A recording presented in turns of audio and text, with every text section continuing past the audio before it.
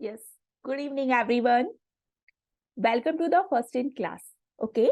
So आज हम क्या पढ़ने वाले हैं? Definitely we are going to learn about the improvement in food resources, right? इसी पे हम आगे कंटिन्यू करेंगे जो हमने लास्ट क्लास में पढ़ा था. तो चलिए स्टार्ट करते हैं. चलिए हम लोग यहाँ पर बात कर रहे हैं इम्प्रूवमेंट की. इम्प्रूवमेंट क्या बात कर रहे हैं? That is the improvement in food resources. हम यहाँ पे बात कर रहे हैं improvement in food resources, right. हमने हमारी लास्ट क्लास में पढ़ा था कि फूड हमें क्यों जरूरी है, फूड रिसोर्सेज कौन कौन से हम फूड रिसोर्सेज की बात कर रहे हैं and why there is a need of improvement. एक छोटे से फॉर्म में हम बात करते हैं क्यों हमें इम्प्रूवमेंट की जरूरत होती है, राइट. सिंपल से हमने पढ़ा था कि हमारे पास क्या हो रहा है, रिसोर्सेज हमेशा लिमिटेड है. चाहे हम लैंड की बात करते हैं, फर्टाइल लैंड की बात करते हैं या अदर रिसोर्सेज की बात करते हैं, तो we have a limited resources. हमारे पास रिसोर्सेज क्या है, लिमिटेड है. लेकिन हमारी पॉपुलेशन डे बाय डे क्या होती जा रही है, इंक्रीज होती जा रही है. First of all please tell me, am I audible or not? Yes, am I audible or not? चलिए, I think I am audible. चलिए हम लोग यहाँ पर बात कर रहे हैं इम्प्रूवमेंट की. देखो हमने क्या बोला कि जैसे जैसे टाइम बीतता जा रहा है, टाइम बीतता जा रहा है यानी कि डे बाय डे हमारी जो पॉपुलेशन हो रही है वो बहुत इंक्रीज होती जा रही है. क्योंकि हमने हमारी लास्ट के अंदर पढ़ा था कि इंडिया क्या है, इट इज अ इंडिया क्या है, it is a populace country. यानी हमारी जो पॉपुलेशन है वो डे बाय डे यहाँ पर क्या होती जा रही है, इंक्रीज होती जा रही है. अब population day by day increase हो रही है, इसका क्या मतलब है, जैसे जैसे पॉपुलेशन इंक्रीज हो रही है. भाई हमने एक लैंड एरिया की बात की थी कि सपोज हमारा ये एक पर्टिकुलर लैंड एरिया है. हमने क्या पढ़ा कि यहाँ पर अगर हम बात करते हैं, ये हमारा क्या है, हमारा ये एक लैंड एरिया है. इस लैंड एरिया को हमने डिवाइड कर दिया कि इस लैंड एरिया में हमारा कुछ पार्ट क्या है, डेफिनेटली हमारी इंडस्ट्रीज होंगी. कुछ पार्ट हमारी यहाँ पर क्या है, कुछ पार्ट में हमारी इंडस्ट्रीज है, कुछ में हम क्या कर रहे हैं, एग्रीकल्चर कर रहे हैं, कुछ में हम लोग रह रहे हैं. ठीक है ना, कुछ में हम क्या कर रहे हैं, डेफिनेटली हमारे हाउसेस स्कूल्स है, हाउस है, स्कूल्स है, ठीक है ना, बहुत सारी चीजें हैं. सो डेफिनेटली अगर मैं इस लैंड की बात करती हूँ तो कितनी सारी चीजों में डिवाइडेड है. अब जैसे जैसे पॉपुलेशन हमारी इंक्रीज हो रही है, we are talking about that is a population. हमने बोला कि हमारी जो पॉपुलेशन है वो डे बाय डे इंक्रीज हो रही है. अब डे बाय डे अगर हमारी पॉपुलेशन इंक्रीज हो रही है तो हमारी पॉपुलेशन की नीड्स भी क्या हो रही है, इंक्रीज हो रही है. पॉपुलेशन की नीड्स इंक्रीज हो रही है यानी कि जो बेसिक नीड है हमारी पॉपुलेशन की वो क्या है, that is a food. Second हम बात करते हैं दैट इज अ क्लोथ, और थर्ड हम बात करते हैं दैट इज अ शेल्टर की, राइट. अब फूड की बात करें तो फूड के लिए हम पूरी तरह से एग्रीकल्चर पे डिपेंड है. क्लोथ की अगर हम बात करें तो यहाँ पर भी हम एग्रीकल्चर पे डिपेंड है, और रहने के लिए हमें घर चाहिए. ये हमारी बेसिक रिक्वायरमेंट है. लेकिन हमें ये पता है कि हमारे पास जो लैंड एरिया है, हमारे पास जो land area as a resource के फॉर्म में है वो क्या है, लिमिटेड है. अब population day by day increase हो रही है, उनकी डिमांड्स, उनकी नीड्स भी इंक्रीज हो रही है. ऐसी कंडीशन में हमारे रिसोर्सेज लिमिटेड है. सो हमें क्या करना है, हमें उन बढ़ती हुई पॉपुलेशन की बेसिक नीड को, उनकी जो बेसिक रिक्वायरमेंट है उसको फुलफिल करना है, यानी फूड को, क्लोथ को, शेल्टर को. अब होता क्या है, पॉपुलेशन बढ़ती जा रही है. आपने भी देखा होगा, आपने सुना भी होगा बहुत सारी जगह पे कि पहले जो एरिया था, पहले अगर हम किसी भी पर्टिकुलर एरिया की बात करते हैं तो वो जब डेवलप हुआ था ना, तो बोलते हैं, आपने सुना भी होगा कि आपके जो पेरेंट्स है या आपके जो ग्रैंड पेरेंट्स है बोलते हो कि पहले इतनी भीड़ नहीं थी, या पहले ये एरिया इतना डेवलप नहीं था, या पहले यहाँ पे इतने लोग नहीं थे, लेकिन धीरे धीरे लोग जो हो रहे हैं बढ़ते जा रहे हैं. ठीक है ना. तो अब जब लोग बढ़ते जा रहे हैं तो आपने देखा होगा कि कई बार ऐसा होता है कि हम लोग क्या कर रहे हैं, हमारे एग्रीकल्चरल लैंड को अर्बनाइजेशन में कन्वर्ट कर रहे हैं, उनको हम क्या कर रहे हैं, घरों में कन्वर्ट कर रहे हैं, इंडस्ट्रीज बनाने के लिए कन्वर्ट कर रहे हैं. हमारे क्या थे, एग्रीकल्चरल लैंड थे. Now what happened due to urbanization, due to modernization, यहाँ पर क्या हो गया कि धीरे धीरे धीरे धीरे चीजें जो हो रही है, डेवलप हो रही है, अर्बनाइजेशन हो रहा है, मॉडर्न हो रहा है, डेवलपमेंट यहाँ पे हो रहा है, विकास यहाँ पे हो रहा है. तो इन दैट केस हमारा जो एग्रीकल्चर एरिया था वहां पर भी हमने क्या कर दिया, हमने वहां पे इंडस्ट्री सेटअप कर दी. हमने वहां पे क्या कर दिए, हमने वहां पे प्लॉट्स कट कर दिए, हमने वहां पे मल्टी स्टोरी बिल्डिंग्स बना लिया एंड मच मोर हमने कर लिया. मतलब हमारे पास एग्रीकल्चरल लैंड एरिया पहले से बहुत कम था। अब हमने क्या कर दिया, हमने वहां पे उस एग्रीकल्चर लैंड को भी हमने क्या कर दिया, अर्बनाइज कर दिया, वहां पे मल्टी स्टोरी बिल्डिंग बना दी, मॉल्स बना दिए, कंस्ट्रक्शंस वहां पे हमने क्रिएट कर दिए। तो अब हमारे पास लैंड रिसोर्सेज क्या है, लिमिटेड हो गया। हमारे पास लैंड रिसोर्सेज क्या हो गया, फॉर एग्रीकल्चर लिमिटेड हो गया। अब population day by day increase होती जा रही है। ऐसी कंडीशन में हमें लोगों की नीड्स को फुलफिल करना मुश्किल हो रहा है, और ऐसी कंडीशन में हमें क्या करना है, हमें यहाँ पर करना है इम्प्रूवमेंट। किसमें इम्प्रूवमेंट करना है, फूड रिसोर्सेज में। यानी यहाँ पर हम बात करेंगे फूड रिसोर्सेज, यानी हम प्लांट की और एनिमल दोनों की बात करेंगे। हम यहाँ पे किसकी बात कर रहे हैं, हम यहाँ पर प्लांट की भी बात करेंगे और एनिमल की भी बात करेंगे, बिकॉज डायरेक्टली और indirectly we depend on both plants and animals, right. Plants पे अगर हम वेजिटेरियन हैं, नॉन वेजिटेरियन हैं, डेफिनेटली हम प्लांट्स पे डिपेंड कर रहे हैं, क्योंकि हम जो भी अनाज खा रहे हैं, दालें खा रहे हैं, वो सारे प्लांट प्रोडक्ट्स हैं। But if we are talking about animals, बहुत सारे लोग बोलेंगे नहीं हम तो वेजिटेरियन हैं, हम कैसे एनिमल्स पे डिपेंड कर रहे हैं। तो भाई हम मिल्क और मिल्क प्रोडक्ट्स के लिए तो एनिमल पे डिपेंड कर ही रहे हैं। तो डेफिनेटली हम डायरेक्टली या इनडायरेक्टली प्लांट और एनिमल्स पे भी डिपेंड कर रहे हैं, कुछ को छोड़ के, जिनको हम बोलते हैं वेगन, जो किसी भी तरीके के एनिमल प्रोडक्ट्स को कंज्यूम नहीं करते हैं, राइट। सो ऐसी कंडीशंस में वो प्लांट प्रोडक्ट से मिल्क ऑब्टेन करते हैं एंड उसी को कंज्यूम करते हैं। उनको छोड़ दे तो कहीं ना कहीं हम सारे के सारे प्लांट और एनिमल पे भी डिपेंड कर रहे हैं, और हमें इन फूड रिसोर्सेज को इम्प्रूव करना है, क्योंकि लोगों की नीड्स बढ़ रही है, पॉपुलेशन बढ़ रही है, नीड्स बढ़ रही है, तो हमें उनको उनकी नीड्स से अकॉर्डिंग चीजें क्या करनी है, प्रोवाइड करवानी है। इसीलिए हमें क्या करना है, यहाँ पर इम्प्रूवमेंट करना है। अब जब इतने सारे इम्प्रूवमेंट की हम बात करते हैं, तो हमने जब इम्प्रूवमेंट इन क्रॉप ईल्ड की बात की थी कि कैसे हम क्रॉप ईल्ड को इम्प्रूव करेंगे, तो हमने क्या पढ़ा था, हम बहुत सारे तरीके से यहाँ पे काम कर सकते हैं। जैसे हम यहाँ पर वराइटल इंप्रूवमेंट कर सकते हैं, हम क्या कर सकते हैं, यहाँ पर वराइटल इंप्रूव कर सकते हैं, यानी क्रॉप कर सकते हैं। हम लोग क्या कर सकते हैं, वराइटल इंप्रूवमेंट कर सकते हैं, यानी क्रॉप इम्प्रूव, क्रॉप को हमें क्या करना है, क्रॉप प्रोडक्शन को हमें क्या करना है, इम्प्रूव करना है। इम्प्रूव क्रॉप प्रोडक्शन की हम बात कर रहे हैं।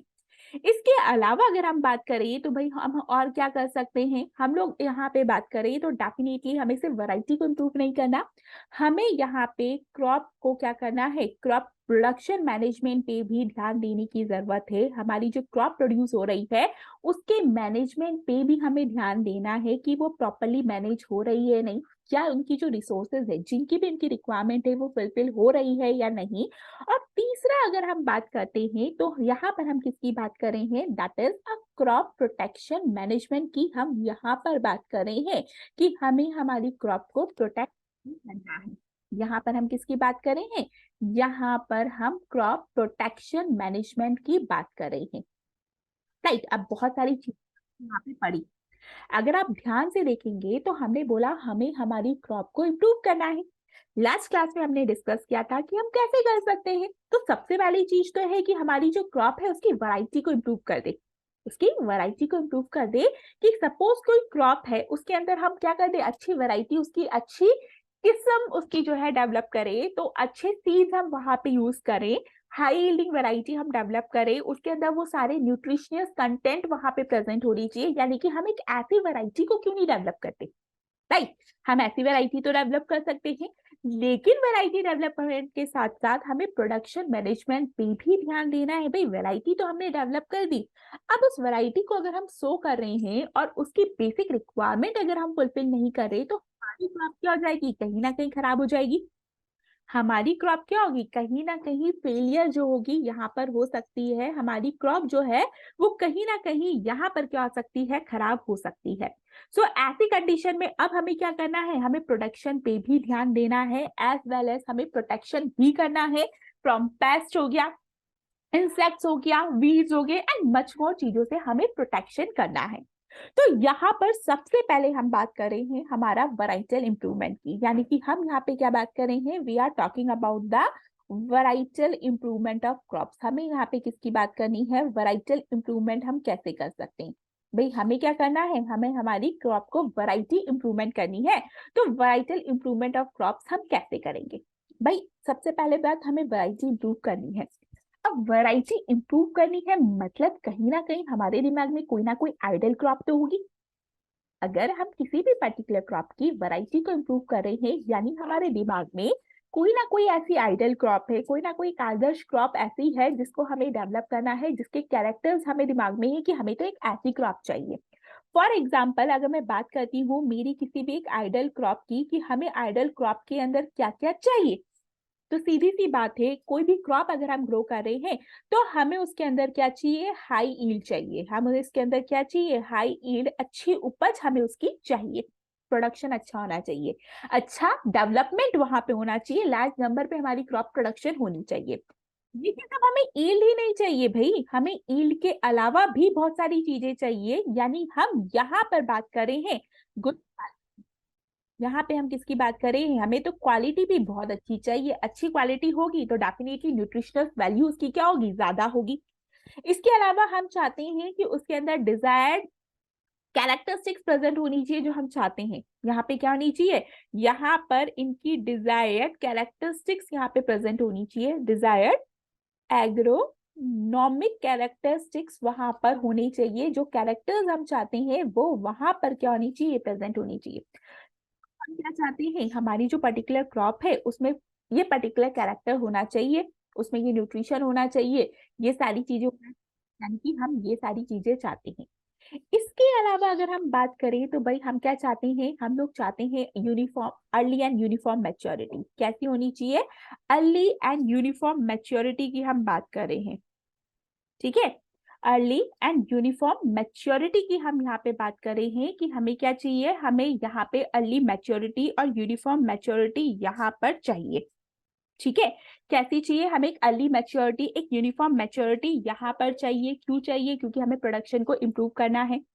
इसके अलावा अगर हम बात करें तो भाई हमें क्या चाहिए, वाइडर अडेप्टेबिलिटी, ज्यादा से ज्यादा एरिया पे ग्रो करने वाली होनी चाहिए। वाइडर अडेप्टेबिलिटी हम लोगों को चाहिए जो ज्यादा से ज्यादा एरिया पे क्या हो सके, ग्रो हो सके। इसके अलावा हम बात करें तो भाई हमारी जो होती है स्ट्रेस रेजिस्टेंस, यानी कि यहाँ पर बायोटिक और एबायोटिक रेजिस्टेंस वैरायटी होनी चाहिए। कैसी होनी चाहिए, biotic and abiotic resistance variety होनी चाहिए, जो हम लोगों ने बात की कि एक आदर्श क्रॉप के अंदर होनी चाहिए। आइडल क्रॉप होनी चाहिए जिसकी हम यहाँ पर बात करेंगे कि हमारी आइडल क्रॉप ऐसी होनी चाहिए। हमने एक इमेज बना रखी है कि एक ऐसी क्रॉप जो होती है वो होनी चाहिए। जैसे हम लोग क्या करते हैं, हम लोग कई बार किसी पर्टिकुलर चीज के लिए इमेज बनाते हैं कि हम अगर किसी पर्टिकुलर स्कूल की बात कर रहे हैं तो वहां पे ये फैसिलिटीज होनी चाहिए। ये हमारी थिंकिंग है, हमारी आइडल है, हमें ऐसा चाहिए। या फिर हम किसी पर्टिकुलर चीज की बात करते हैं, कोई पार्टी प्लान करते हैं या वट कोई भी चीज करते हैं तो हम इमेज बनाते हैं। सेम हमने यहाँ पर हमारी एक आइडल क्रॉप की इमेज बनाई है कि हमें किस तरीके की क्रॉप चाहिए। लेकिन क्या सारी क्रॉप ऐसी हो सकती है, नहीं। इनमें से कुछ कैरेक्टरिस्टिक्स हो सकते हैं बट नॉट पॉसिबल कि सारे के सारे कैरेक्टरिस्टिक्स हो। यानी कि हम यहाँ पर बात कर रहे हैं वैराइटल इंप्रूवमेंट ऑफ क्रॉप की, कि यहाँ पर कैसी होनी चाहिए, वैराइटल इंप्रूवमेंट जो है यहाँ पर होना चाहिए, ठीक है। अब यहाँ पर हम बात करते हैं कि वैराइटल इंप्रूवमेंट होना चाहिए, ये सारी चीजें होनी चाहिए, ये तो हम लोगों ने डिस्कस कर ली। अब हम बात करते हैं कि भाई हमें क्या करना है, हमें तो वैरायटी इंप्रूव करनी है। वैरायटी कैसे इंप्रूव करेंगे, कैसे हम अपने प्लांट्स के अंदर वो वैरायटी डालेंगे, तो यहाँ पर हम प्रोसेस की बात करते हैं कि हमें क्या करनी है, हमें यहाँ पर करनी है प्लांट ब्रीडिंग। ना सबसे पहली बात ना, प्लांट ब्रीडिंग होती क्या है, बहुत बार कंफ्यूजन होता है। ब्रीडिंग का मतलब क्या है, the technique of producing an improved variety of plant with the desired agronomic characters is known as a plant breeding। हम क्या कर रहे हैं, हम एक ऐसी क्रॉप को, इम्प्रूव वैरायटी क्रॉप को कर रहे हैं जिसके अंदर जो डिजायर्ड कैरेक्टरिस्टिक्स हम चाहते हैं वो इसके अंदर प्रेजेंट है, तो this is known as a plant breeding. उस टेक्निक को हमने क्या बोल दिया, प्लांट ब्रीडिंग। सपोज मैं बात कर रही हूँ कि मेरी कोई पर्टिकुलर क्रॉप है, कोई मेरी क्या है, क्रॉप है, जिसको मैंने बोल दिया कि मेरे पास क्या है, क्रॉप ए है। अब ये क्रॉप जो है ना ये हाई यील्ड तो दे रही है, ये क्या कर रही है, ये हाई यील्ड तो दे रही है, लेकिन ये ना अच्छा प्रोडक्शन नहीं, मतलब हाई यील्ड तो दे रही है लेकिन ये गुड क्वालिटी नहीं है, इसकी क्वालिटी जो है ना वो बहुत अच्छी नहीं है। ये क्या है बेसिकली, अगर मैं बोलूं तो ये क्या है, this is of low quality. हमने क्या बोला, we are talking about a plant breeding. हमारी कोई पर्टिकुलर क्रॉप ए है जो कि यील्ड तो अच्छी दे रही है लेकिन क्वालिटी अच्छी नहीं दे रही। हम चाहते हैं कि भाई इसकी क्वालिटी भी बहुत अच्छी हो। हम क्या चाहते हैं कि ये जो क्वालिटी की हम बात कर रहे हैं ये अच्छी क्वालिटी होनी चाहिए। तो अब हम क्या कर रहे हैं, इस पर्टिकुलर क्रॉप के अंदर हम ये डिजायर्ड कैरेक्टरिस्टिक्स डाल रहे हैं, इंट्रोड्यूस करवा रहे हैं। हम क्या कर रहे हैं, हम एक इम्प्रूव्ड वैरायटी बना रहे हैं। तो हमने क्या बनाई, हमारी जो क्रॉप ए है इसको हमने इम्प्रूव फॉर्म में बनाया, और इसके अंदर हमारी क्या है, this is a high yield भी इसके अंदर हमें मिल रही है, और इसके साथ साथ हमें हाई क्वालिटी भी मिल रही है। तो ये क्या है, this is a high quality high yield की हमारी क्रॉप मिल गई। तो इस पर्टिकुलर टेक्निक को जिसके थ्रू हम ये बनाते हैं, this is known as a plant breeding. और जो साइंटिस्ट इस पे काम करते हैं ताकि क्या कर सके, इस तरीके की क्रॉप को बना सके, उनको हम बोलते हैं that is a plant breeders. उनको हम क्या बोलते हैं, they are known as a plant breeders. Is it clear to everyone कि यहाँ पे आइडल क्रॉप क्या है, प्लांट ब्रीडिंग क्या होती है, प्लांट ब्रीडर्स किसको बोलते हैं? यहाँ पे किसी की कोई क्वेरीज, कोई डाउट्स है? Yes, Is there any doubt, any queries regarding this? या हम अपने टॉपिक को आगे कंटिन्यू करें? यस, ओके, कोई क्वेरीज नहीं है। चलिए हम बात करते हैं यहाँ पर एम्स ऑफ प्लांट ब्रीडिंग। अब हम बात करेंगे कि हमें एम बनाना है कि किस तरीके की प्लांट ब्रीडिंग यहाँ पर होनी चाहिए। तो हम यहाँ पे किसकी बात कर रहे हैं, एम्स ऑफ प्लांट ब्रीडिंग की, कि किस तरीके की प्लांट ब्रीडिंग जो है यहाँ पर होनी चाहिए। चलिए एम्स ऑफ प्लांट ब्रीडिंग की बात करते हैं, तो भाई किस तरीके की होनी चाहिए, हमें यहाँ पे क्या करना है, न्यू वैरायटीज को बनाना है। हमें यहाँ पे क्या करना है, हमें यहाँ पे न्यू वैरायटीज को डेवलप करना है। हमें यहाँ पे क्या करना है, न्यू वैरायटीज को डेवलप करना है, अच्छी किस्में चाहिए। अब यहाँ पे अगर अच्छी किस्मों की बात करते हैं, तो भाई हमारे अंदर कैरेक्टरिस्टिक्स इस प्लांट पे क्या होनी चाहिए, इसके अंदर हाई यील्ड होनी चाहिए। कैसी होनी चाहिए, उपज यहाँ पर अच्छी होनी चाहिए, अच्छा प्रोडक्शन यहाँ पर होना चाहिए। इसके अलावा अगर हम बात करें तो ये रेजिस्टेंस होनी चाहिए। ये किसके रेजिस्टेंस होनी चाहिए, ये फ्रॉस्ट के। ये रेजिस्टेंस होनी चाहिए हीट के, रेजिस्टेंस टू हीट, हीट से रेजिस्टेंट होनी चाहिए। फ्रॉस्ट से होनी चाहिए, जो अभी सर्दियों की हम बात करते हैं, या सूखे से रेजिस्टेंट होनी चाहिए। इसका कोई इफेक्ट हमारी क्रॉप पे नहीं आना चाहिए भाई, इसकी वजह से हमारी क्रॉप में कोई नुकसान नहीं होना चाहिए, रेजिस्टेंस होनी चाहिए, ससेप्टेबल नहीं होनी चाहिए, यानी कि इनके अंदर प्रतिरोधक क्षमता होनी चाहिए। इनके अंदर क्या होनी चाहिए, प्रतिरोधक क्षमता होनी चाहिए। इन प्लेस अगर हम बात करते हैं, ससेप्टेबल नहीं होनी चाहिए, रोधक नहीं होनी चाहिए कि भाई पता चला हीट की वजह से क्रॉप खराब होगी, ऐसी नहीं होनी चाहिए। ऐसा होना चाहिए हीट आए, फ्रॉस्ट हो, ड्रॉट हो, कोई बात नहीं, हमारी क्रॉप खराब नहीं होगी। इसके अलावा अगर हम बात करें तो भाई ये होनी चाहिए पेस्ट रेजिस्टेंस, यानी जिसमें पेस्ट ना हो, पेस्ट प्रतिरोधक। यहाँ पे क्या होनी चाहिए, पेस्ट रेजिस्टेंस यहाँ पर होनी चाहिए। एज वेल एज हम चाहते हैं कि कैसी होनी चाहिए, अर्ली मैच्योरिंग वेराइटीज होनी चाहिए, अच्छे से जल्दी से मैच्योर हो जाए ये वेराइटीज यहाँ पे होनी चाहिए। यहाँ पे कैसी होनी चाहिए, अर्ली मैच्योरेटिंग वेराइटीज जो होनी है यहाँ पर होनी चाहिए। सो हमने बोला कि ये सारी चीजें हमारी क्रॉप के अंदर क्या है, होनी चाहिए। ये क्या है, हम एक क्रॉप की बात कर रहे हैं जिसके अंदर ये सारे कैरेक्टरिस्टिक्स यहाँ पर प्रेजेंट होने चाहिए। राइट, अब इन सबको कैसे डेवलप किया जा सकता है, भाई ये तो हमने बोल दिया कि हमारी वैरायटी है, उनके अंदर ये सारी चीजें होनी चाहिए, लेकिन इनको हम डेवलप कैसे करेंगे भाई, हमें तो यहाँ पे उन वैरायटीज को, उन डेवलप तरीकों को डेवलप करना है, हमें प्लांट ब्रीडिंग करनी है। तो कोई ना कोई हमारे पास ऐसा मेथड तो होगा जिसके थ्रू हम प्लांट ब्रीडिंग कर सकते हैं। हम वो वाली वैरायटी डेवलप कर सकते हैं जैसे हम चाहते हैं। कैसे करेंगे, किस तरीके से कर सकते हैं, चलिए इसकी बात करते हैं। तो यहाँ पर जब हम स्टेप्स की बात करते हैं for genetic improvement of a crop plant, तो यहाँ पर कौन कौन से स्टेप्स हम फॉलो कर रहे हैं। पहली स्टेप यहाँ पर आती है, दैट इज द इंट्रोडक्शन। सबसे पहले हम किसकी बात करते हैं, हम लोग यहाँ पर इंट्रोडक्शन करते हैं। इंट्रोडक्शन का मतलब है कि हमने क्या किया कि पर्टिकुलर एरिया है हमारे पास, क्या है कि इस तरीके से हमारे पास एक पर्टिकुलर एरिया था, ठीक है ना, एक पर्टिकुलर एरिया था। अब हमने क्या किया कि यहाँ पर अपनी क्रॉप को, डिफरेंट डिफरेंट क्रॉप को हमने यहाँ पर क्या करवा दिया, यहाँ पे हमने इंट्रोड्यूस करवा दिया। ये क्या कर रहे हैं हम लोग, अपनी डिफरेंट डिफरेंट क्रॉप को हमने यहाँ पर क्या करवा दिया, यहाँ पर हमने इंट्रोड्यूस करवा दिया। So this process is known as a introduction. इस प्रोसेस को हम क्या बोल रहे हैं, this is known as a introduction. Introduction मतलब किसी नए एरिया पे हम हमारी क्रॉप को क्या करवा रहे हैं, इंट्रोड्यूस करवा रहे हैं, सच लाइक दैट। ये डिफरेंट क्रॉप से हमने यहाँ पर क्या कर दिया, इसको इंट्रोड्यूस करवा दिया। अब जब इंट्रोडक्शन करवाया तो डेफिनेटली हमने क्या किया था, हमने बहुत अच्छी क्वालिटीज चाहिए थी, हमें हमने सुपीरियर क्वालिटीज को यहाँ पे इंट्रोड्यूस करवाया और ऐसे एरिया पे करवाया कि पहले इस एरिया पे ये क्रॉप कभी ग्रो ही नहीं हुई थी, तो चलो इस पे करवा के देखते हैं। ठीक है, तो कहाँ करवाया कि जहां पर ये वैरायटीज कभी ग्रो ही नहीं हुई थी वहां पर इंट्रोडक्शन करवा दिया। और किसका करवाया हमने, सुपीरियर क्वालिटीज का करवाया। सुपीरियर क्वालिटी ऑफ क्रॉप को हमने बिल्कुल नई प्लेस पे क्या करवा दिया, इंट्रोडक्शन करवा दिया। अब सिर्फ इंट्रोडक्शन तो करवा के रखेंगे ही नहीं, अब हम यहाँ पर क्या करेंगे, हम लोग यहाँ पर करेंगे दैट इज अ सिलेक्शन।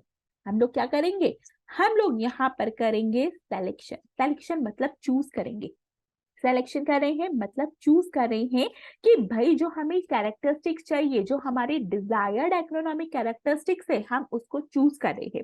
हम यहाँ पे क्या कर रहे हैं, सिलेक्शन कर रहे हैं, यानी कि इस कंडीशन में हम पिक कर रहे हैं, किसको पिक कर रहे हैं, डिजायर्ड एग्रोनॉमिक कैरेक्टर वाली क्रॉप को। डिजायर्ड एग्रोनॉमिक कैरेक्टर वाली जो क्रॉप है उसको हम यहाँ पर पिक कर रहे हैं। ठीक है ना, अब हमने यहाँ पर दो क्रॉप पिक कर ली, सपोज एक क्रॉप मैंने ये पिक कर ली, एक क्रॉप ये पिक कर ली। अब पता है क्या हुआ, एक ये जो क्रॉप है ये हाई क्वालिटी की थी और ये हाई क्या कर रही थी, यील्ड दे रही थी। यानी हमने यहाँ पर दो क्रॉप की, सपोज ये क्या कर रही थी, this is a high quality, ये अच्छी क्वालिटी की थी, और ये वाली जो है ये क्या कर रही थी, हाई यील्ड थी, अच्छी यील्ड उपज दे रही थी। हमें तो ऐसी क्रॉप चाहिए जो उपज भी अच्छी दे और प्रोडक्शन क्वालिटी भी अच्छी हो। तो हमने यहाँ पर क्या कर दिया, हमने इन दो डिजायर्ड कैरेक्टरिस्टिक्स को सेलेक्ट कर लिया, तो हमें ये दो वैरायटी मिल गई। अब हमने क्या किया कि इन वैरायटी को हमने यहाँ पर क्या करवा दिया, हमारे नेक्स्ट प्रोसेस के अंदर हमने करवा दिया हाइब्रिडाइजेशन। हमने क्या करवा दिया, यहाँ पर हाइब्रिडाइजेशन करवा दिया। अब बात आती है भाई हाइब्रिडाइजेशन होता क्या है। हाइब्रिडाइजेशन का मतलब होता है that is the cross breeding. हमने क्या करवा दी, यहाँ पर हमने करवा दी क्रॉस ब्रीडिंग। मतलब हमारी जो क्रॉप हमने यहाँ पर ली थी, एक क्रॉप हमने ये ली थी और दूसरी जो क्रॉप थी वो ये ली थी, हमने दोनों को यहाँ पे क्या करवा दिया, क्रॉस करवा दिया। और क्रॉस करवाने के बाद सपोज हमें एक नई वैरायटी मिली, ठीक है ना, ये आपकी क्या थी, ये आपकी सपोज ए थी, ये आपकी क्या थी, ये आपकी क्रॉप बी थी, और यहाँ पे जो मिल रही है this is a crop A and B, यहाँ पर आपको मिल रही है। यहाँ पे क्या वैरायटी मिली, आपको दो वैरायटी मिली, crop A and B. Now अब आपको क्या करना है, ये जो वैरायटी आपको मिल रही है, जो मिली, इसको हम बोलते हैं hybrid. This is known as hybrid. यानी आपकी जो क्रॉप ए बी है, यहाँ पे जो क्रॉप ए बी आपको मिल रही है, दिस इज अ हाइब्रिड, जिसके अंदर क्या थी, यहाँ पे आपको हाई यील्ड भी मिल रही थी और यहाँ पर आपको हाई क्वालिटी भी ऑब्टेन्ड हो रही थी। यानी कि आपने यहाँ पे जो हाइब्रिड किया, हाइब्रिड मतलब यहाँ पे हम बात कर रहे हैं जो क्रॉस करने के बाद हमें एक नई वैरायटी मिली जिसके अंदर दोनों के कैरेक्टरिस्टिक्स थे, that is known as a hybrid. तो हमें यहाँ पे जो हाइब्रिड मिला वो क्रॉप ए भी मिली जिसके अंदर हाई यील्ड भी थी और हाई क्वालिटी भी थी।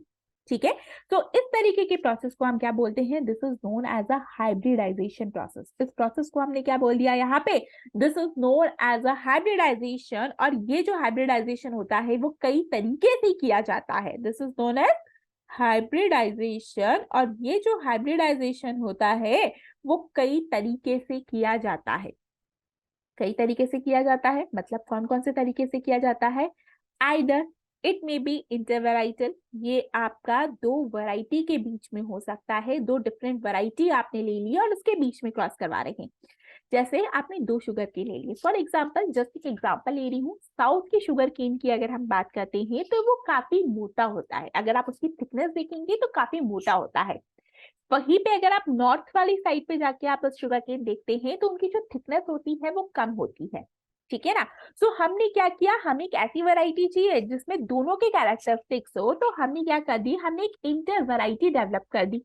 यानी हमने साउथ और नॉर्थ के दोनों के जो शुगर केन थे उनको क्रॉस करा के एक नई टेक्निक, एक नई ब्रीड, एक नई किस्म हमने डेवलप की जिसके अंदर दोनों के कैरेक्टरिस्टिक्स थे। तो अब हमारा जो गन्ना है वो नॉर्थ में लग भी सकता है और उसकी जो स्टेम होगी वो मोटी भी होगी। हमने एक ऐसी वैरायटी यहाँ पे डेवलप कर ली।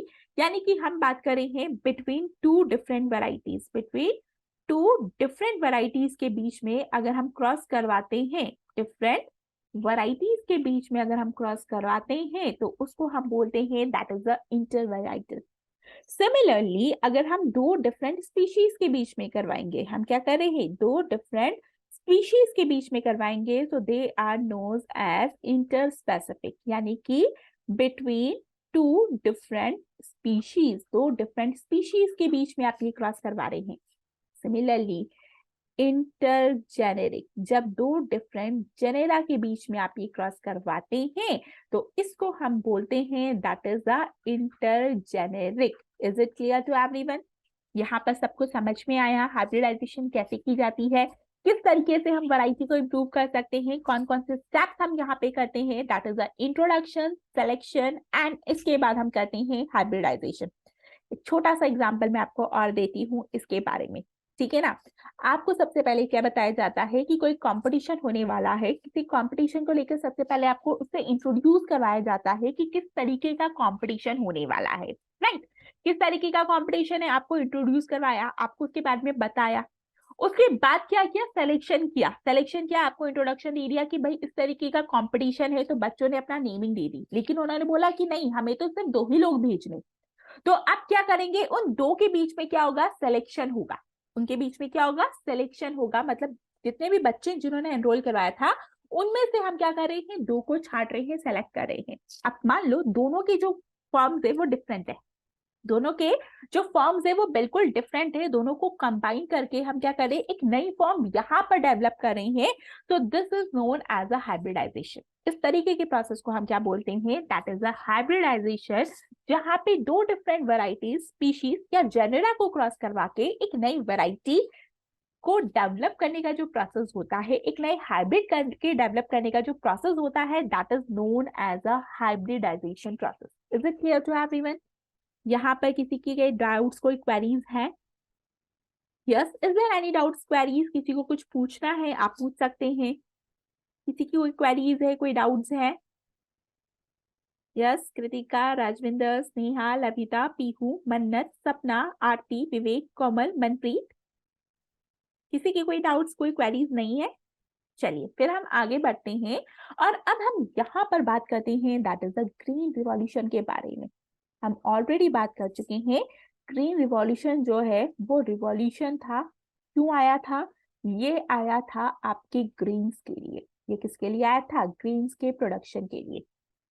हम लोगों ने बात की थी, हम 2 एरा लेके चलते हैं, before independence and after independence. You all know, आजादी से पहले ब्रिटिशर्स थे जो यहाँ पर रूल कर रहे थे। एंड आपको ये भी पता होगा कि जब आजादी से पहले हमारी जो खेती थी वो क्या थी, वो वहां पर ग्रीन्स का प्रोडक्शन नहीं होने दे रहे थे। कौन, ब्रिटिशर्स। वो हम इंडियंस को फोर्स करते थे कि नहीं आपको इंडिगो ग्रो करना है, which is a cash crop, क्योंकि वो उनको कैश लेकर आ रही थी। Indigo is basically a dye. क्या हो रहा था कि हमारे जो ब्रिटिशर्स थे बिफोर इंडिपेंडेंस, जो ब्रिटिशर्स थे उन्होंने क्या किया, उन्होंने इंडियंस को फोर्स किया कि वो क्या ग्रो करे, इंडिगो ग्रो करे, क्योंकि इंडिगो एक डाई है, उनको कैश आ रहा था। लेकिन आपको बता दूं कि जब एक ही तरीके की क्रॉप को हम बार बार ग्रो करते हैं, क्या होता है, जब एक ही तरीके की चीज को आप बार बार खाएंगे तो डेफिनेटली आपको क्या प्रॉपर न्यूट्रिशन मिल रहा है, नहीं, आप बोर भी हो जाएंगे, दूसरा आपका जो न्यूट्रिशनल्स है वो प्रॉपर नहीं मिलेगा। आप सोचो, आप फास्ट फूड बार बार खा रहे, तो क्या आपको प्रॉपर न्यूट्रिशन मिल रहा है, नहीं। सेम इसी तरीके से जब हम एक ही तरीके को बार बार ग्रो करेंगे, इसी वजह से क्या हो रहा था, हमारी जो सॉइल की फर्टिलिटी थी, जो सॉइल की फर्टिलिटी थी वो क्या हो रही थी, डेफिनेटली रिड्यूस हो रही थी। हमारी सॉइल की फर्टिलिटी क्या हो रही थी, रेड्यूस हो रही थी, क्योंकि ब्रिटिशर्स बार बार क्या बोलते थे, इंडिगो ग्रो करो, बार बार इंडिगो ग्रो हो रहा था। तो डेफिनेटली एक ही क्रॉप को आप बार बार ग्रो करेंगे तो उसकी जो बेसिक रिक्वायरमेंट है जो वो सॉइल से ले रहा है तो वो बार बार यूज करेगा। एक कंडीशन ऐसी भी आएगी कि धीरे धीरे धीरे हमारी सॉइल की फर्टिलिटी खत्म हो जाएगी, उसके अंदर वो पर्टिकुलर न्यूट्रिएंट खत्म हो जाएगा जैसे हमारी क्रॉप की रिक्वायरमेंट है। तो ऐसी कंडीशन में क्या होगा, हमारी भले कितनी अच्छी क्वालिटी की सीड ही आप क्यों ना यूज कर लो, हमारी क्रॉप जो होगी वो ग्रो नहीं होगी क्योंकि सॉइल अपनी फर्टिलिटी लूज कर चुकी है। ऐसा ही हुआ। अब हुआ कि after independence, now we are talking about after independence, Britishers चले गए, हमारी क्रॉप को तो उन्होंने क्या कर दिया, इनको ग्रो ग्रो करवा के सॉइल की जो फर्टिलिटी है वो रिड्यूस हो गई थी। अब जब ब्रिटिशर्स चले गए, हमारा इंडिया आजाद हो गया, क्या हुआ भाई, हम तो बार बार इंडिगो ग्रो कर रहे थे, यानी कि हमारे पास जो ग्रेन्स थे, जो हमारे पास क्रॉप्स थी वो बहुत लिमिटेड हो गई थी, हम लोगों की नीड्स को फुलफिल नहीं कर पा रहे थे क्योंकि इंडिगो की वजह से सॉइल की फर्टिलिटी भी रिड्यूस हो गई थी और क्रॉप को ग्रो करने के लिए टाइम भी ज्यादा चाहिए। यानी एक ऐसी कंडीशन आ गई थी आफ्टर इंडिपेंडेंस कि लोगों को प्रॉपर मील नहीं मिल पा रहा था, जो जिनके पास डेफिनेटली मनी था वो अचीव कर रहे थे, लेकिन बहुत सारे लोग थे जो अचीव नहीं कर पा रहे थे। आपने सुना होगा बहुत सारी ऐसी कहानियां जहाँ पे बोलते हैं कि पहले के टाइम पे ऐसा खाना हम नहीं खाते थे जितना आज हम खा रहे हैं। पहले के टाइम पे फास्ट फूड्स नहीं होते थे। पहले के टाइम पे जो ऑयली फूड्स होते हैं जो बेसिकली आजकल नॉर्मल सब जगह मिल जाते हैं, पहले के टाइम पे वो एक फेस्टिव सीजन्स में बनाए जाते थे, इतना कॉमनली नहीं बनाए जाते थे। So I am talking about that time कि वहां पर उस समय पे रिसोर्सेज बहुत लिमिटेड थे, इतने सारे रिसोर्सेज नहीं थे, इतनी सारी चीजें नहीं थी, लोगों के पास क्रॉप जो थी बहुत लिमिटेड थी, लोगों के नीड्स को फुलफिल करना था। सो ऐसी कंडीशंस में क्या हुआ कि हमारे जो एक साइंटिस्ट है वो लेकर आए ग्रीन रिवॉल्यूशन। हमारे जो साइंटिस्ट हैं, हम बात कर रहे हैं that is M S Swaminathan की। एम एस स्वामीनाथन जो है वो क्या लेकर आए, वो लेकर आए ग्रीन रिवॉल्यूशन। कहाँ पर, इंडिया के अंदर। अच्छा, मैं यहाँ पे बात कर रही हूँ ग्रीन रिवॉल्यूशन लेकर आए थे कहाँ पर, आए थे इंडिया के अंदर। जहां पर उन्होंने क्या की थी, उन्होंने यहाँ पर ड्वार्फ वैरायटीज डेवलप की थी, किसकी, वीट की। उन्होंने यहाँ पे क्या डेवलप की थी, यहाँ पर उन्होंने ड्वार्फ वैरायटी ऑफ वीट को डेवलप किया था जिसका नेम है दैट इज अ शरबती सोनारा। यहाँ पे हम बात कर रहे हैं शरबती सोनारा, हम शरबती सोनारा की बात कर रहे हैं जो उन्होंने डेवलप की थी। अब यहाँ पे देखो, एम एस स्वामीनाथन इंडिया के अंदर ग्रीन रिवॉल्यूशन लाए थे। पहली चीज, अगर आपसे पूछा जाए who is father of green revolution तो कभी भी एम एस स्वामीनाथन मत लिखना।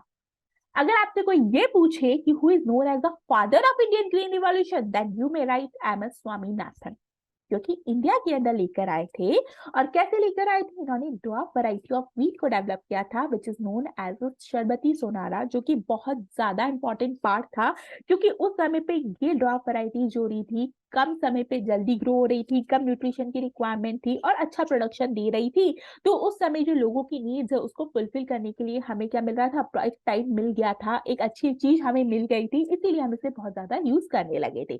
अच्छा, ग्रीन रिवॉल्यूशन के असली जनक कौन है भाई, इतना हमने पढ़ लिया कि एम एस स्वामीनाथन तो इंडिया के अंदर ग्रीन रिवॉल्यूशन लाए थे, लेकिन ये हमारे ग्रीन रिवॉल्यूशन के असली जनक नहीं है बिकॉज ये 1960s में लेकर आए थे ग्रीन रिवॉल्यूशन इंडिया के अंदर, लेकिन ये असली नहीं थे। M S Swaminathan actually inspired थे with the scientist, Mexican scientist name Norman E Borlaug. इनसे इंस्पायर्ड थे, जो क्या थे, मैक्सिकन साइंटिस्ट थे, यानी ये मैक्सिको के थे साइंटिस्ट। और इन्होंने मैक्सिको के अंदर क्या की थी, ड्वार्फ वैरायटीज को डेवलप किया था। इन्होंने मैक्सिको के अंदर क्या की थी, ड्वार्फ वैरायटीज को डेवलप किया था। अब देखो वापस हम अपने हिस्ट्री के अंदर जाते हैं। बायोलॉजी के अंदर भी हिस्ट्री होती है, थोड़ा रोचक तरीके से पढ़ेंगे तो डेफिनेटली आप इजीली समझ सकते हैं। ग्रीन रिवॉल्यूशन के असली जनक जो थे नॉर्मन ई बॉरलॉग थे, जिन्होंने ड्वार्फ वैरायटीज डेवलप की थी मैक्सिको के अंदर। एम एस स्वामीनाथन ने जब हमारी इंडिया की कंडीशन देखी कि भाई रिसोर्सेज नहीं है, लोगों को 2 टाइम का मील नहीं मिल पा रहा है, कंडीशन बहुत खराब है, क्योंकि ब्रिटिशर्स ने इंडिया को ग्रो करवा करवा के हमारी सॉइल की फर्टिलिटी को रिड्यूस कर दिया है, हमारी क्रॉप के पास प्रॉपर न्यूट्रिएंट्स नहीं है प्रोड्यूस होने के लिए। तो ऐसी कंडीशन में क्या हुआ, हमें एक ऐसी क्रॉप चाहिए जो कि प्रोडक्शन जल्द से जल्द करे, लोगों की नीड्स को फुलफिल कर सके और लोगों को प्रॉपर 2 टाइम मील जो है वो मिल सके। सो ऐसी कंडीशन में एम एस स्वामीनाथन ने नॉर्मन ई बॉरलॉग के बारे में सुना, जो कि मैक्सिको के अंदर ड्वार्फ वैरायटीज डेवलप की कर ये ग्रीन रिवॉल्यूशन लेकर आए थे। इनसे इंस्पायर्ड हुए हमारे एम एस स्वामीनाथन। इन्होंने देखा कि कैसे इन्होंने ड्वार्फ वैरायटीज डेवलप की, कैसे ये ग्रीन रिवॉल्यूशन लेकर आए, और उन्हीं से इंस्पायर्ड होके आफ्टर इंडिपेंडेंस 1960s के बाद में ये एम एस स्वामीनाथन इंडिया के अंदर ड्वार्फ वैरायटीज को डेवलप करके ग्रीन रिवॉल्यूशन लाए थे, जहां पे वीट की वैरायटी डेवलप की थी, लेकिन साथ में इन्होंने राइस की वैरायटी को भी डेवलप किया था, क्योंकि कंडीशन बहुत खराब थी, लोगों की नीड्स को फुलफिल करना था, और इस तरीके से रिवॉल्यूशन आया था। कभी बात करना अपने जो पेरेंट्स हैं, या फिर अगर आप पेरेंट्स से नहीं तो डेफिनेटली अपनी ग्रैंड पेरेंट्स से अगर बात कीजिए, आपके फैमिली के कोई एज पर्सन से बात कीजिए, तो वो आपको बताएंगे कि पहले और अब में कितना डिफरेंस आया है। आप ये भी देखेंगे कि पहले के टाइम पे इतनी सारे रिसोर्सेज नहीं होते थे, तो वहां पर जो छोटी छोटी चीजें जो हम फेस्टिव सीजन्स में बनाते हैं, डेफिनेटली वो फेस्टिवल्स को बहुत अच्छे से बनाते थे, क्योंकि वो रेगुलर टाइम पे ये चीजें नहीं खा सकते थे, क्योंकि इतने रिसोर्सेज नहीं थे। इम्प्रूवमेंट धीरे धीरे होता गया और रिसोर्सेज धीरे धीरे डेवलप होते गए। सो यहाँ तक सबको क्लियर है?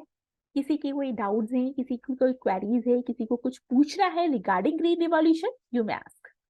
यस, यहाँ पे है किसी के डाउट्स, कोई क्वेरीज, किसी को कुछ पूछना है?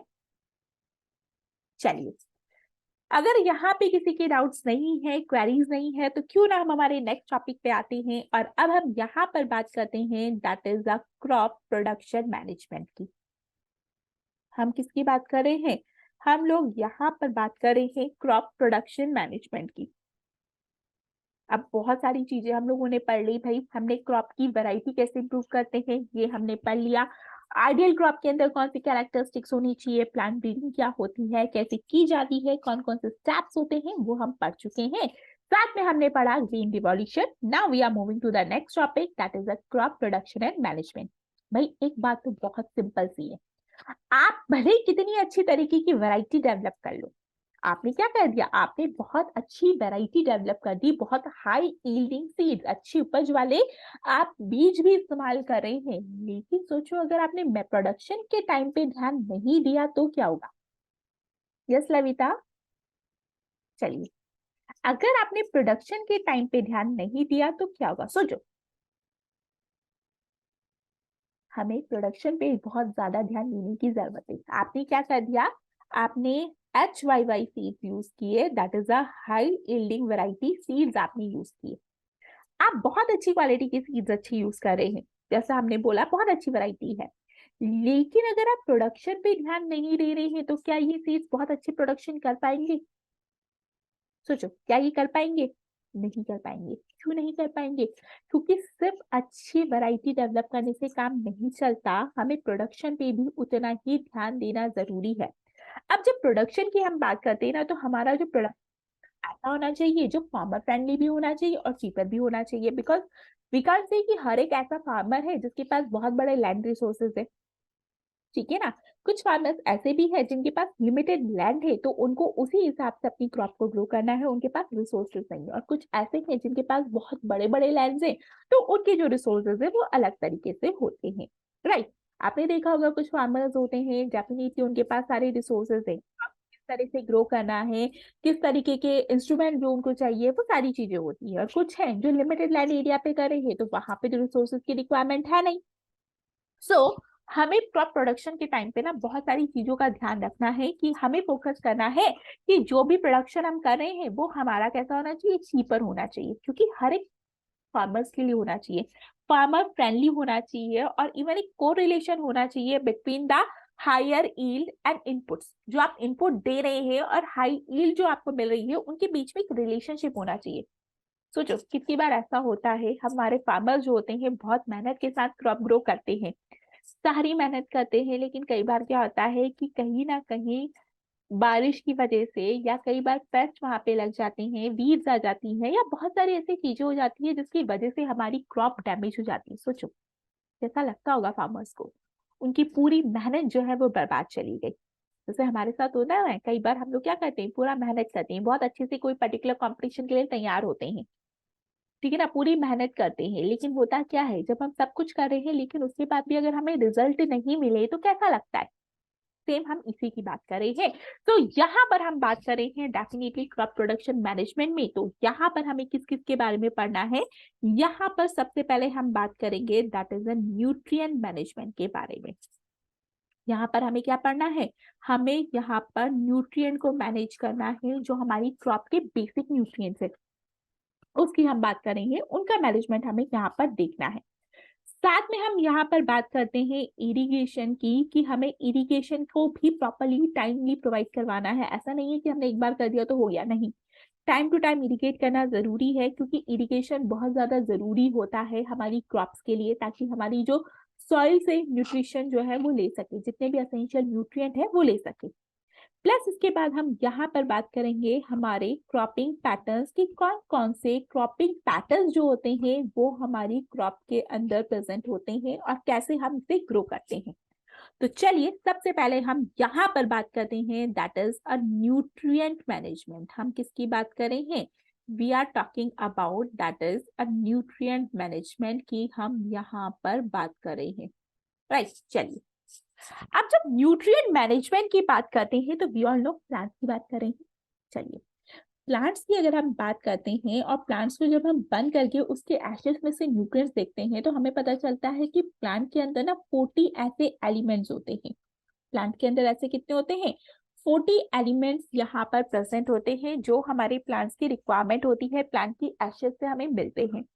और इसमें से अगर हम बात करते हैं तो प्लांट के लिए 16 बहुत ज्यादा असेंशियल है। प्लांट के लिए क्या है, 16 एलिमेंट्स ऐसे हैं जो बहुत ज्यादा असेंशियल है, न्यूट्रिशनल रिक्वायरमेंट है प्लांट्स के लिए, यानी कि they are required for plants, they are required for plants. ये ऐसे असेंशियल न्यूट्रिएंट्स है, एलिमेंट्स है जो कि हमारे प्लांट्स की रिक्वायरमेंट है। तो हम बात करें भाई ये कौन कौन से हैं। सो इन एलिमेंट्स की अगर हम बात करते हैं तो definitely we are talking about चिनॉप्स के, कैल्शियम, मैग्नीशियम। फिर इसके बाद हम बात करते हैं तो हम बात कर रहे हैं iron, zinc, molybdenum, boron, copper, chlorine, manganese, ठीक है। चलो ये हम इसकी बात कर रहे हैं। चलिए अगर हम 16 एलिमेंट्स की बात करते हैं तो देखो, कार्बन 2 3 4 5 6 7 8 9 10 11 12 13 14 15 16, ये 16 एलिमेंट्स है जिनकी हम यहाँ पर बात कर रहे हैं।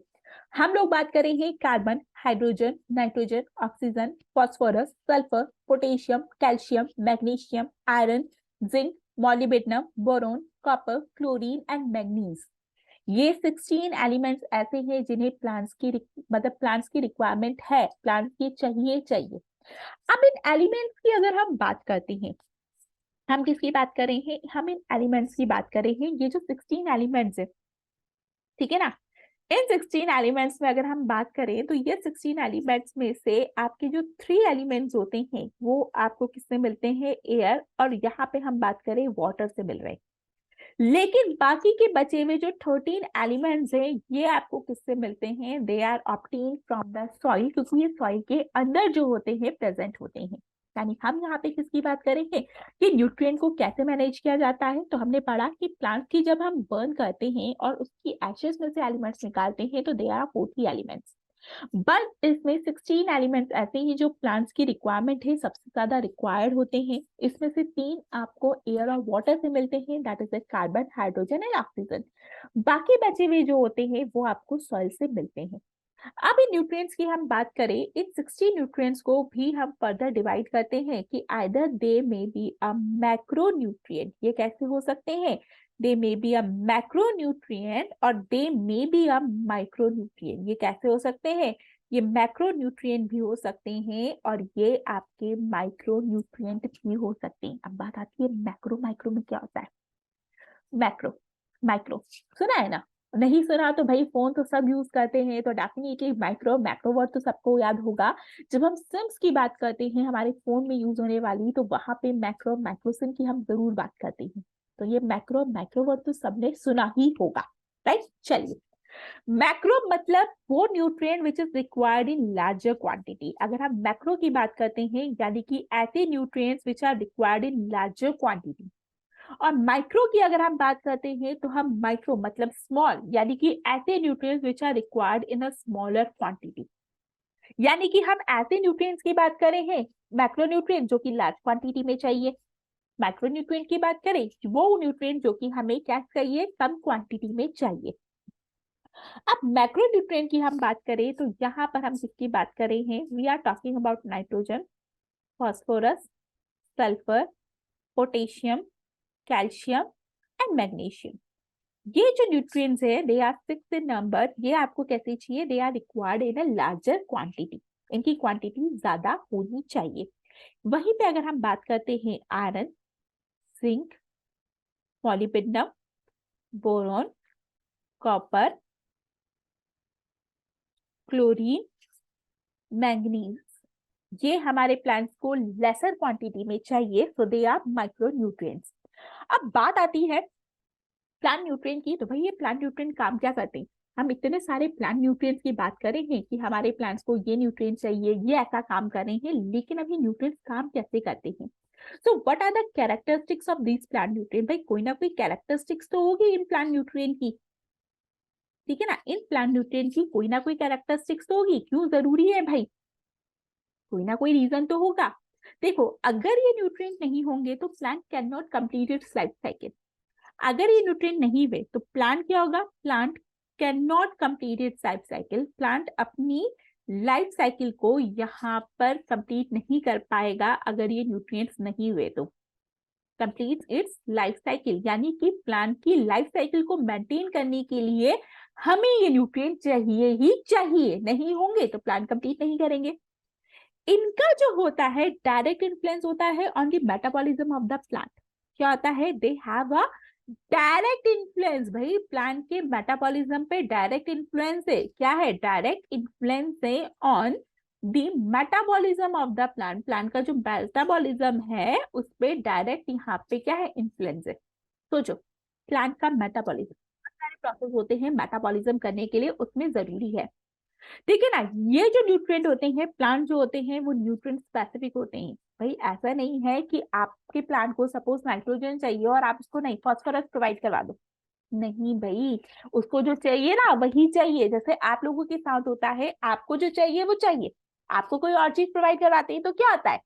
हम नहीं मानते। कई बार होता है, छोटे बच्चों के साथ भी होता है कि अगर उसे किसी चीज की जिद करनी तो उसको वो चाहिए तो वो चाहिए, उसको कुछ और प्रोवाइड करवा दो वो छोड़ देगा, नहीं मुझे तो यही चाहिए। Same we are talking about plants. Plants के साथ भी सेम कंडीशन है। इनको एक पर्टिकुलर स्पेसिफिक न्यूट्रिएंट की ही रिक्वायरमेंट होती है, यानी कि ये क्या करते हैं? रिक्वायर स्पेसिफिक न्यूट्रिएंट चाहिए इनको, और कोई ऐसा वैसा न्यूट्रिएंट नहीं चाहिए। इनको क्या चाहिए? इनको स्पेसिफिक न्यूट्रिएंट यहाँ पर चाहिए। किसी दूसरे न्यूट्रिएंट को देके आप क्या कर सकते हैं? इनकी ग्रोथ नहीं करवा सकते। इनकी ग्रोथ के लिए, इनके डेवलपमेंट के लिए प्लांट को जो न्यूट्रिएंट चाहिए वो चाहिए, आपको वही प्रोवाइड करवाना पड़ेगा। इसके अलावा अगर हम बात करते हैं, अगर इनकी डेफिशिएंसी हो जाए भाई न्यूट्रिएंट्स की, अगर प्लांट के अंदर न्यूट्रिएंट्स की डेफिशिएंसी हो जाए ना, तो डेफिनेटली क्या हो सकती है? They have a stunted growth. Plant की जो ग्रोथ है ना वो स्टंट हो सकती है, ग्रोथ रुक सकती है। प्लांट में येलोइंग ऑफ लीव्स, भाई वो पीले पड़ सकते हैं। और तो और येलोइंग ऑफ लीव्स के अलावा प्लांट तो कई बार क्या होते हैं? कई बार तो वो क्या हो जाते हैं? विल्ट हो जाते हैं। कई बार क्या हो जाते हैं? मुरझा जाते हैं। विल्टिंग यहाँ पे शो कर सकते हैं, और कई बार तो प्लांट मर भी सकते हैं। यानी इनकी डेफिशिएंसी को ओवरकम करना जरूरी है। अगर नहीं किया तो प्लांट अपनी ग्रोथ नहीं करेगा। हो सकता है फ्लावरिंग ना करे, हो सकता है लीव जो है वो येलो पड़ गई है, हो सकता है प्लांट मुरझा गया, and many more such condition जो है वो हो सकती है। यानी प्लांट को ये न्यूट्रिएंट्स देने जरूरी है ताकि उनकी अच्छा सा रिप्रोडक्शन हो सके, ग्रोथ हो सके, and as well as they are susceptive they are resistant to disease, ठीक है, ताकि वो डिजीज रेजिस्टेंट भी हो सके। सोचो आपने पर्टिकुलर न्यूट्रिएंट नहीं प्रोवाइड करवाया था, वही उसको चाहिए था, क्या होगा, ग्रोथ नहीं होगी।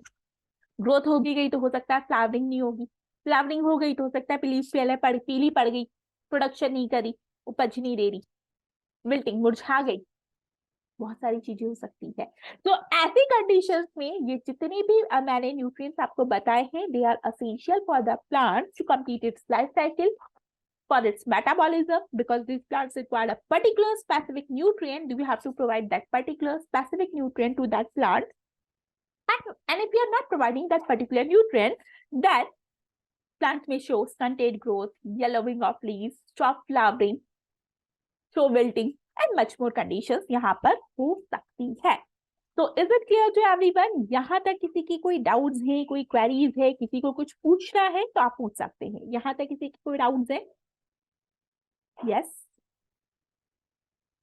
किसी की कोई भी डाउट्स, कोई भी क्वेरीज हैं, कुछ भी पूछना है तो यहाँ पर आप पूछ सकते हैं। किसी के डाउट्स नहीं है? यस, चलिए, लगता है किसी के डाउट्स यहाँ पर नहीं है। सो आज की क्लास को हम यहीं पे एंड करते हैं, लेकिन इस चैप्टर को आप पढ़ते रहिए, and if you have any doubts तो आपको पता है कि आपको नेक्स्ट क्लास में पूछना है, आप पूछ सकते हैं।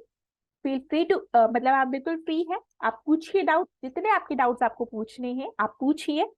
इसी के साथ हम हमारी नेक्स्ट क्लास में मिलेंगे, इसी टॉपिक को आगे कंटिन्यू करते हुए। So that's all for that day, and yes, enjoy this last day of the year, and हम मिलेंगे अगले साल, that is in the year 2023। So enjoy your day.